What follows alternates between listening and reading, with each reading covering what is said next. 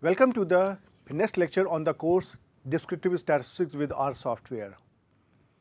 You may recall that in the last two lectures we had discussed the concept of movements, and we discussed the raw movements, central movements and absolute movements. We also learned how to compute them on R software. Now I am going to introduce here the concept of skewness and kurtosis, which are again the two features of a frequency curve, and our objective is that to understand firstly what are these features, secondly how to quantify them, and thirdly how to compute them on the R software. When we are trying to quantify them, then you will see that we will need the definition of the movements, and in particularly the central movements. And that was the reason that I had explained those concepts earlier. So now let us start this discussion, and first we try to understand what is skewness. The dictionary or the literal meaning of the skewness is lack of symmetry. What does this mean? This symmetry is talking about the symmetry of the frequency curve or the frequency density.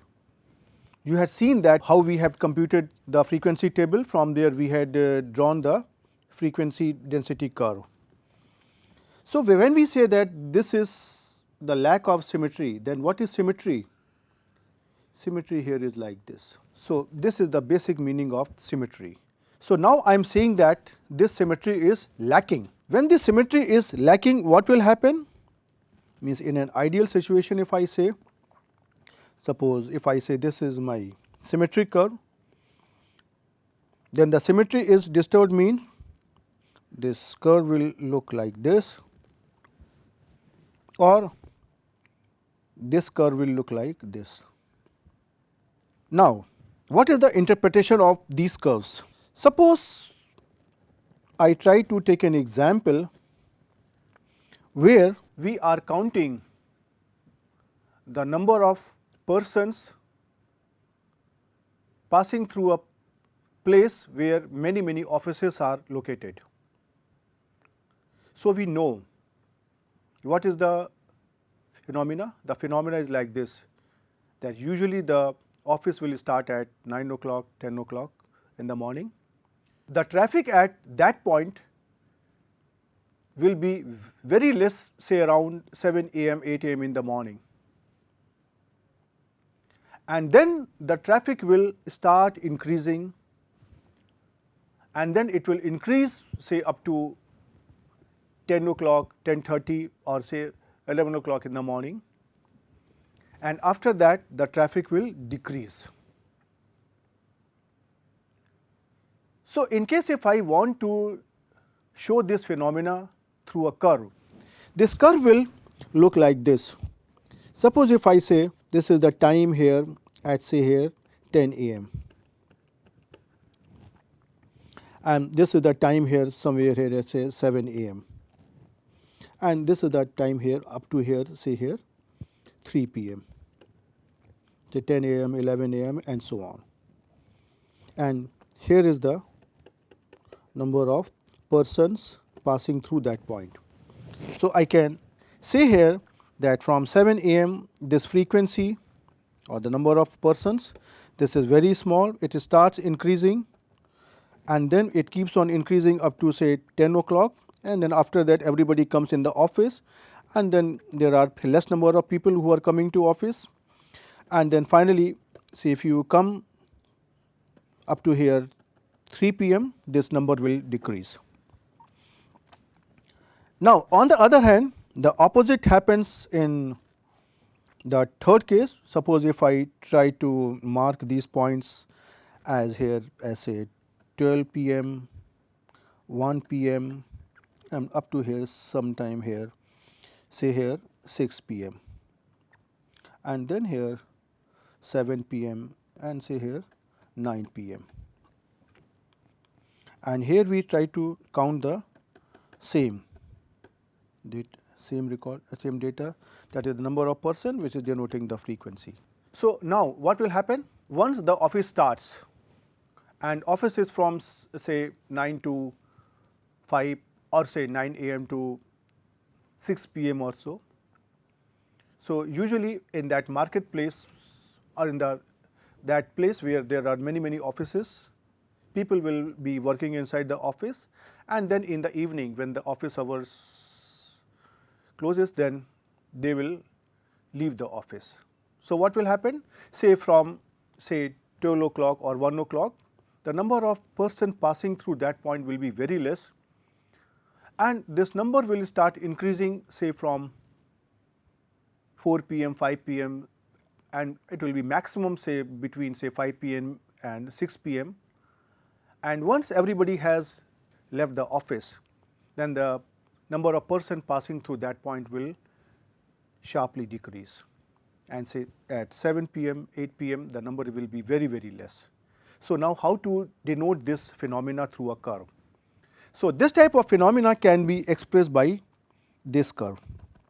So, initially at 12 o'clock the number is very less, and then say around 5 p.m., 6 p.m. the number is increasing, and then it is decreasing after say 7 p.m. or so.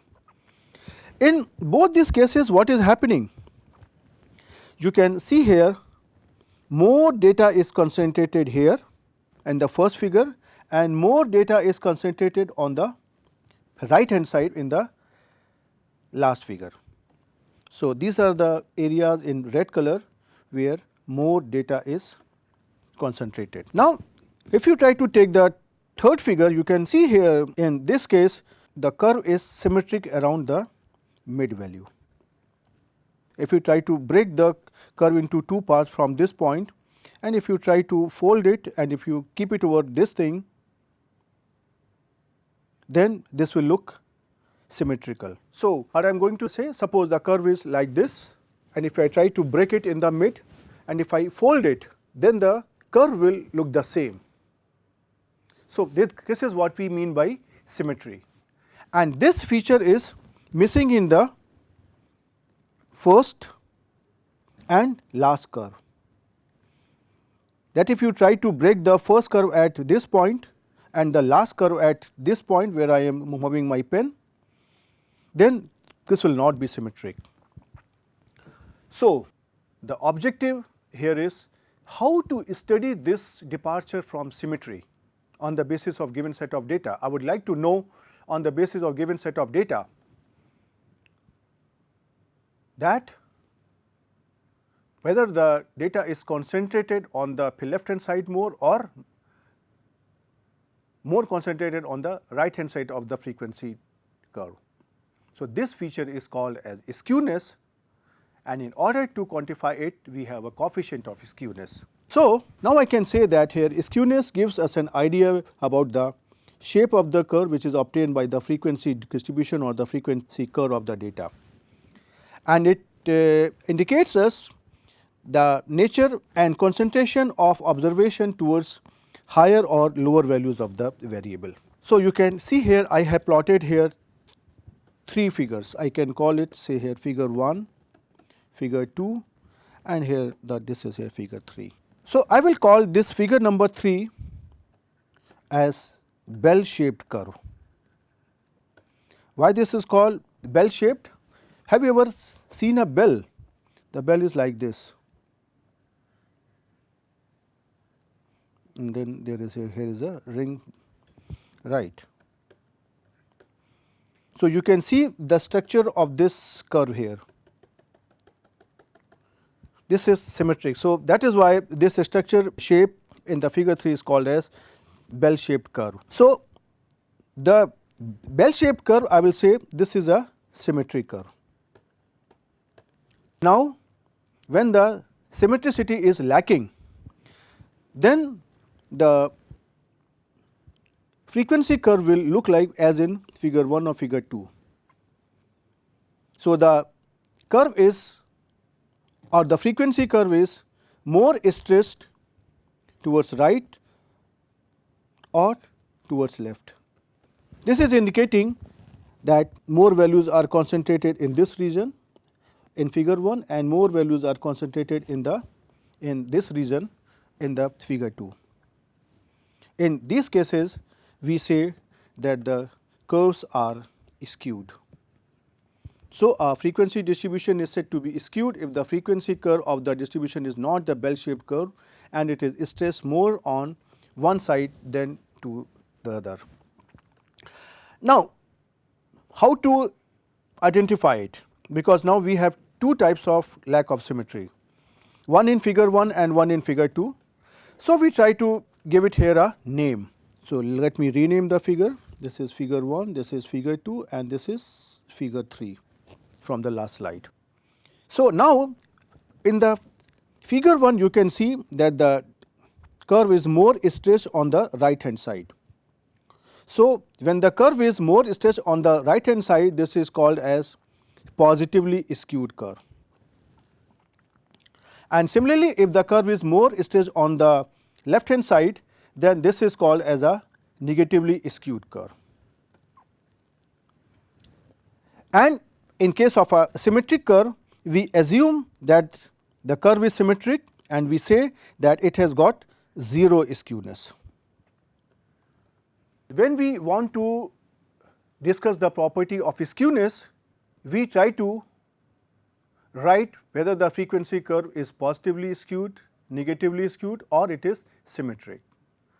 And this is how we try to express the finding from the data. But definitely there will be one thing. Suppose if I try to take here two curves like this and like here this. Both the curves are positively skewed. So, the next question is, both the curves are positively skewed, but their structure is different. One curve is lacking the symmetry more than the others, but just by saying less or more, it will not help us. We need to quantify it. So, our next objective is that how to quantify this lack of symmetry. And in order to understand this thing, we have a concept of coefficient of skewness. And the definition of coefficient of skewness depends on the second and third central movements of the data. So, you may recall that we had denoted the second central movement by mu2 and third central movement by mu3. So, now the coefficient of skewness is denoted by beta 1 and this is defined as the square of third central movement divided by the cube of second central movement, and this is called the coefficient of skewness. There is another coefficient of skewness which is defined as the square root of this beta 1 and this is denoted by gamma 1. Now, what is the difference between the two measures of coefficient of skewness, that is beta 1 and gamma 1? You can see here that in the case of beta 1, mu3 can be positive or mu3 can be negative, but mu3 square will always be positive, and similarly mu2 will always be positive. So, mu2 cube will always be positive. So, this beta 1 will always be positive. So, this will give us the information on the magnitude of the skewness or the magnitude of the lack of symmetry, but this beta 1 will not be able to inform us whether the skewness is positive or negative. Whereas, when we are trying to use the next coefficient gamma 1, then what we try to do here, that gamma 1 will also give us information about the sign, and when I try to combine the information obtained by beta 1, then this gamma 1 will give us the information on the magnitude as well as the sign. Sign can be positive, sign can be negative, indicating the positive or negative skewness. So, this is the basic difference between the two measures beta 1 and gamma 1, and you will see that in the R software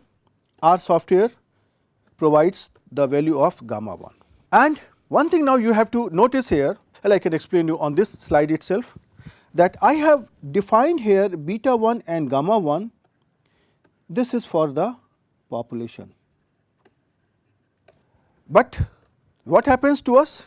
We have got a data set, say x1, x2 and here say here xn. In this case, what we try to do?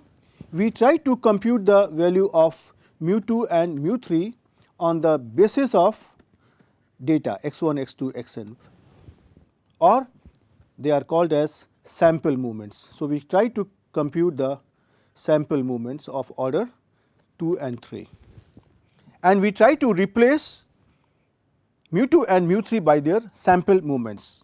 So, in this case, this beta 1 I am trying to denote it by beta 1 s, that means beta 1 based on the sample values becomes like this. So, that is the same thing. I simply have computed the second and third central movements and I have replaced it in the definition of beta 1. Next, the coefficient of gamma 1, now I am denoting by gamma 1 s, s means sample, this becomes here the square root of beta 1 s, and it is given by here like this, simply the square root of the beta 1 s. So, now this will give us the information on the magnitude and sign, and whereas beta 1 will give us information only on the magnitude.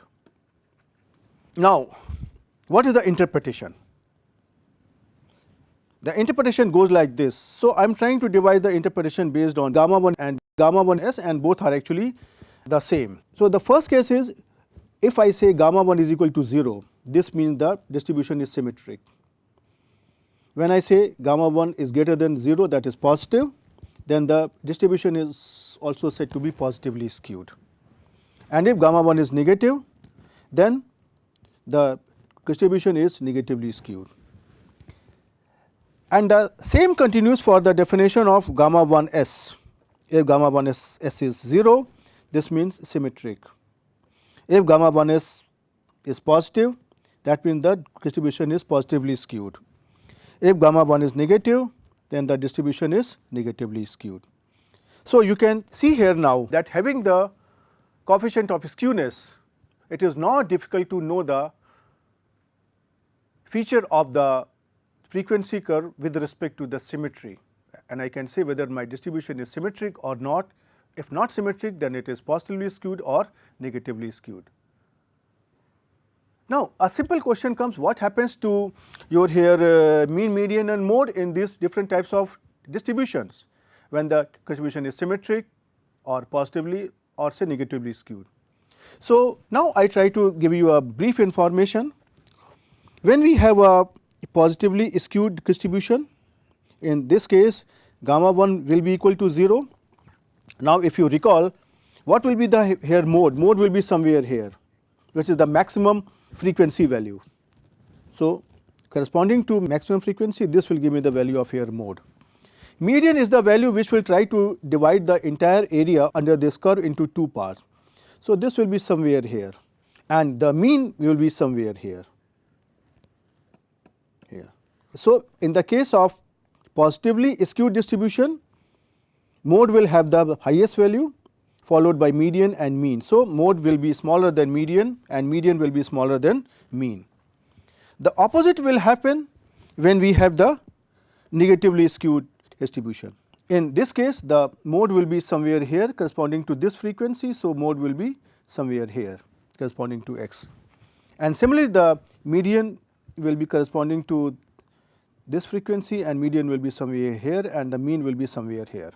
So, in this case, when we have the negatively skewed distribution, then mode will be greater than median and median will be greater than mean. Whereas in the case of symmetric distribution, all the values of mean, median and mode, they are going to be the same, see here, and in this case gamma 1 is equal to 0 and median, mean, median, mode will be somewhere here. There are some more coefficients of skewness which have been given in the literature. So, I will just briefly give you an idea. So, one measure of coefficient of skewness or one coefficient of skewness is based on the mean and mode, which is given by mean minus mode divided by standard deviation.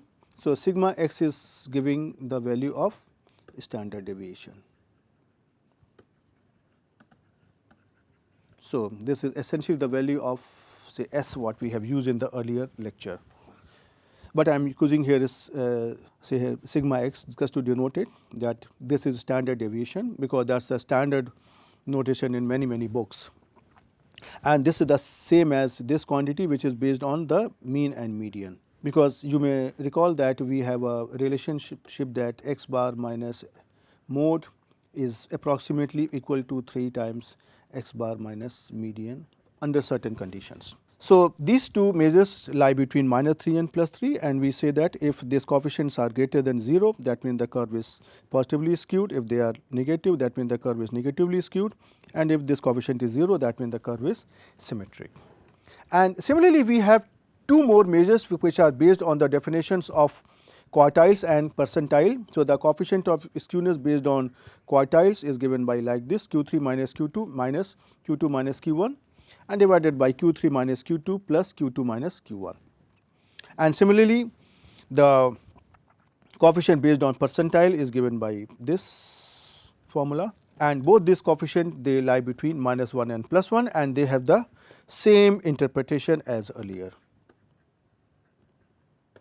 Means positive value of this coefficient will indicate positively skewed curve, negative value will indicate the negatively skewed curve, and 0 value will indicate the symmetric curve. Now, after this I come on the next aspect, which is called kurtosis. Please try to observe here in this picture. I have made here 3 curves. The curve in the cell, let me call it here curve 1, 2 and here 3. I request you please try to observe the hump of the curve. Where is the hump of the curve? Which is here. I am making it by yellow color. This. And by looking at these 3 curves, can we really say that what is the feature related to the peak of the curve? The peak of the curve 3, this is the highest, followed by the peak of the curve number 2 and followed by the peak of curve number 1. So, the question is how to show this property of peaks and how to quantify it. So, this property of kurtosis, this describes the peakedness or flatness of a frequency curve.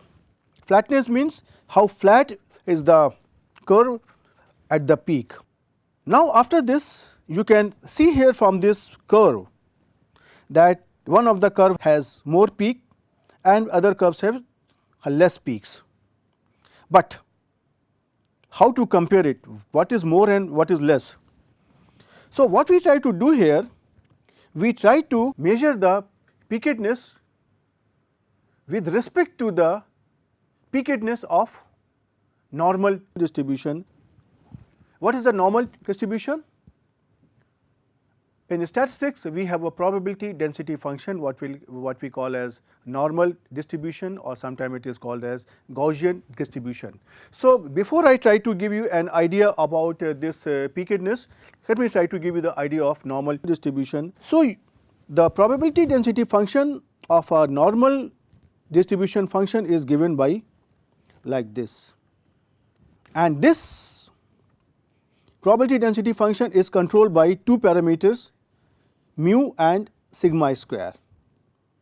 So, we denote this function as say here n, which means normal, and the two parameters mu and sigma square, which are the parameters of this density function.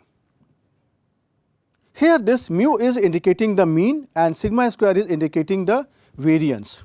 So, if I try to draw this curve, this will look here like this. So, this value is indicating here the mean, and this spread here around the mean, this is giving us the value of sigma square. And this curve is actually symmetric around mean. So, we try to compute the coefficient of skewness and kurtosis in the case of normal distribution, and in this case the coefficient of skewness comes out to be 0 and coefficient of kurtosis comes out to be 0. And this was the reason that we were trying to conclude on the basis of coefficient of skewness being 0, positive or negative.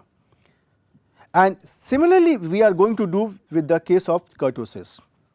So, now the curve of the normal distribution will have 0 kurtosis. So, now we can compare the peaks of other curves with respect to the normal curve, and this is what we are doing in this picture. Here if you try to see the curve in the mid, curve number here 2, this is the curve of normal distribution, and we are trying to compare the flatness or peakedness with respect to the curve number 2. So, now you can see here first into the curve number 3, this is here, which is here. The curve number 3 has got more peak than the curve number 2, and similarly if you try to look in the curve number 1, then curve number 1 has got a smaller peak than the curve number 2. So, what we try to do here, that all those curves which have got higher peaks than the normal curve, they are called as leptokurtic. The peakedness of the normal distribution is called as mesokurtic, and the peakedness of those curves which have got lower peak than that of normal curve, this is called platykurtic. And this is how we try to characterize the less or more peakedness with respect to the peakedness of the normal distribution or the mesokurtic curve. So, now I can explain you that the shape of the hump, which is the middle part of the curve or the frequency distribution of the normal distribution, has been accepted as a standard one. And this kurtosis, the property of kurtosis, examines the hump of, or the flatness of the given frequency curve or distribution with respect to the hump or flatness of the normal distribution, which we have just understood. And those curves which have got the hump like a normal distribution, they are called mesokurtic. Curves with greater peakedness or say less flatness than that of normal distribution curve, they are called as leptokurtic curves.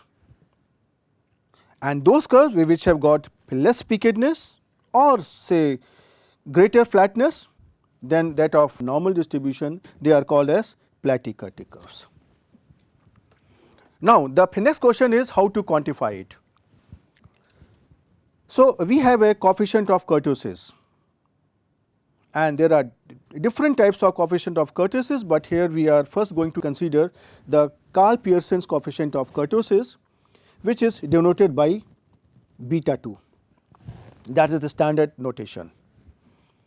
And similar to the coefficient of skewness, you can see here that this beta 2 is also depending on the mu 2 and mu 4. What are this mu 2 and mu 4? Mu 2 is the second central moment and mu 4 is the fourth central moment. And the coefficient of kurtosis is defined as the fourth central moment divided by the square of second central moment. The value of beta 2 for a normal distribution, this comes out to be 3. So, what we try to do that we try to define another measure which is beta 2 minus 3 and we denote it by here gamma 2. Now, the advantage of gamma 2 is that just by looking at the value of gamma 2 we will get the idea of the magnitude, and if this is greater than 0, smaller than 0 or equal to 0 will give us the idea about the nature of hump. So, that is why we have two coefficient of kurtosis, and in our software this gamma 2 is produced in the outcome. So, now you can see here the same thing. So, I can say here for a normal distribution beta 2 is equal to 3 and gamma 2 equal to 0, and if beta 2 is greater than 3 or gamma 2 is greater than 0, then we say that the curve is leptokurtic. If beta 2 is equal to 3 and or equivalently the gamma 2 is equal to 0, then we say the frequency distribution or the frequency curve is mesokurtic, and if beta 2 is smaller than 3 and gamma 2 is smaller than 0, then we say that the distribution is platykurtic. So, you can see here that in the same figure that we had drawn for the curves leptokurtic, we have this, for mesokurtic we have this, and for platykurtic we have this. So, this is about the coefficient of kurtosis. Some properties which I am not going to prove here, it is just trying to say that beta 2 the coefficient of kurtosis will always be greater than or equal to 1, and coefficient of kurtosis beta 2 will always be greater than the coefficient of skewness beta 1, and this beta 2 will always be greater than or equal to beta 1 plus 1. These are some properties just for your information, I am not going to use it here, and but I would try to define the sample based coefficient of kurtosis, because there in the beta 2 and gamma 2 I simply use the population values.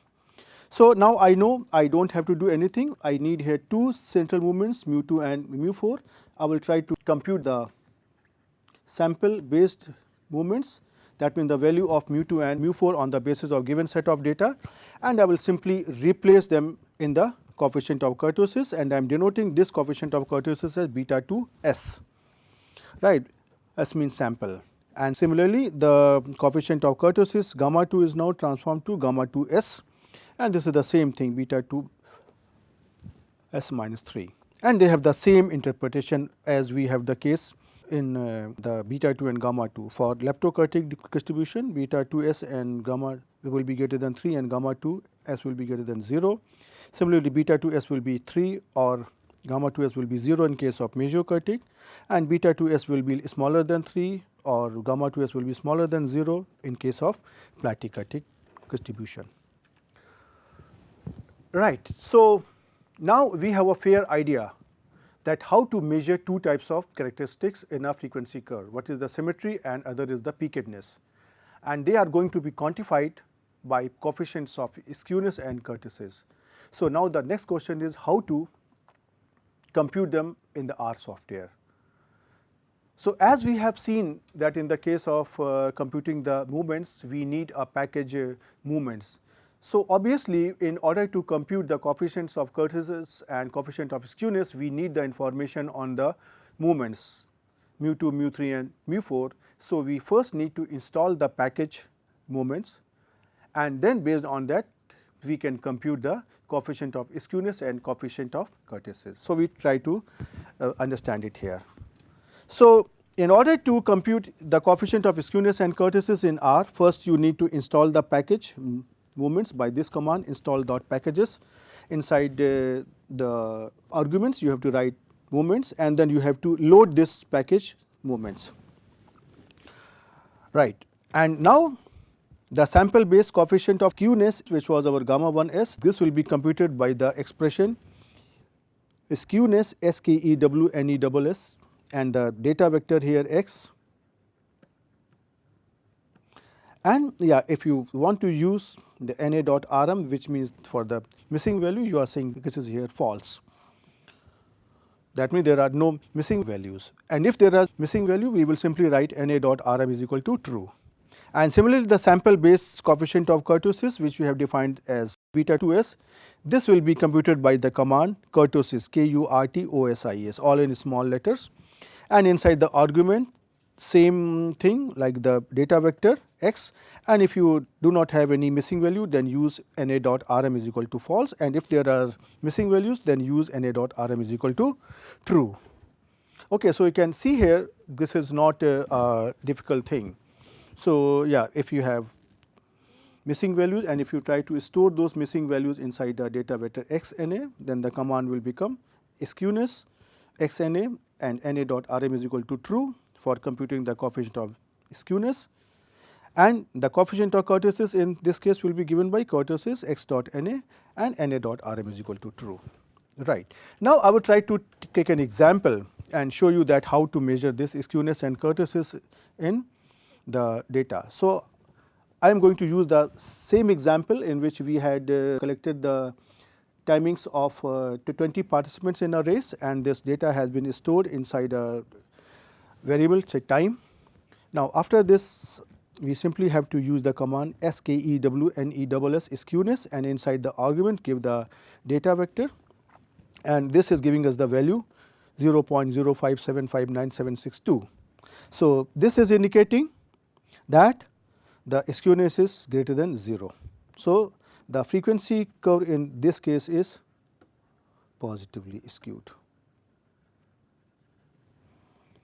And similarly, you can see here when you try to operate the kurtosis command on the time vector, then it is giving you the value 1.7, and which is beta 2 is smaller than 3, then we say that the distribution is platy-cutting.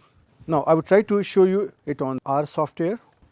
So, you can see here I have here the data on time. First, I need to load the package library moments, and I already have installed this package on my computer. So, now I will need the skewness of time, this comes out to be like this, and kurtosis of time. Right, you can see here this is the same thing which you have just obtained, and this is the screenshot of the same operation that I just did. And now I will take one more example where I will show you that how to compute the coefficient of skewness and kurtosis when we have some data missing. So, I will take the same example in which I have just removed first two observation, and I have replaced it by na, that means the data is missing, and this data is stored in the data vector time dot na.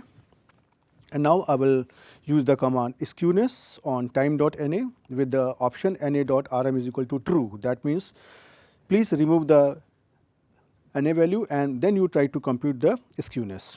And similarly, for the kurtosis, I will use the same command kurtosis on the time dot na with an option na dot rm is equal to true, and this will give me the value of coefficient of kurtosis when the two values are missing. So, now you can see here the coefficient of skewness comes out to be negative, this is less than 0. So, that means the frequency curve based on the remaining observation is now negatively skewed. So, this is indicating that when the first two observations are deleted, then the nature of the skewness has changed. Similarly, for the kurtosis, this value is 1.81, and which is beta 2 is smaller than 3, then we say that the distribution is platy-cutting. So, this is indicating that even after removing the first two observation, the nature of the curve remains the same. And now, I will try to show you this on the R software also. So,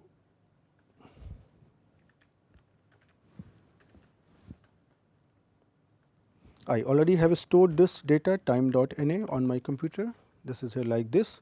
Now, I want to compute the skewness. This is coming out to be the same what we have just observed, and if I want to compute the coefficient of kurtosis, this is here like this.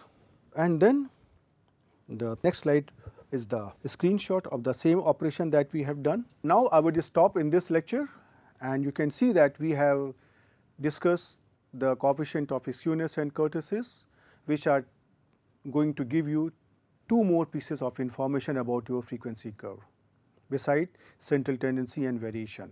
Now you know how to find the behavior of the frequency curve with respect to central tendency, variation, lack of symmetry, and peakedness. And now you can see, just by looking at the data, you were not getting all these things, but now you know that how to quantify these things and how the graphics in this case will look like. Means if you try to plot the frequency curves of the data which I have taken, say time or say time.na, and try to see whether the feature of the curve is matching with the information given by the coefficient of skewness and kurtosis or not, and you will see that it is matching. So this is the advantage of these tools of descriptive statistics, that instead of looking at the huge data sets, you simply try to look into these values graphically as well as quantitative way, and they will give you a very reliable information. But you should know how to use this information and how to interpret the data. So now, up to now, from the beginning, I have used the tools when we have data only on one variable. So we have discussed the univariate tools of descriptive statistics. Now from the next lecture, I will take up the case when we have more than one variable, and in particular I will consider two variables. So when we have the data on two variables, they also have some hidden properties and characteristics. So how to quantify them and how to have the information graphically. These are the topics which I will be taking from the next lecture. So you practice these tools, try to understand it and enjoy it. And I will see you in the next lecture. Till then, goodbye.